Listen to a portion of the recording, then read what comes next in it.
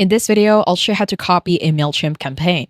Once you are on your Mailchimp account, in order for you to copy a campaign, simply head over to the navigation panel on the left-hand side, and at the bottom, click on the second option, which is Campaigns. Now, once you are on the campaign section, what you need to do is simply head over to the campaign in which you want to copy. Now, let's say I want to copy my email campaign. So on the right-hand side of campaign, head over to the action section. And from here, you will automatically see an option that is like copy. These are two squares and it says replicate. Now, if we click on replicate, it will automatically set a copy. And as you can see at the top and the left corner, this will be a copy of the campaign, the recipients, and your from email, depending on how you want it to look like.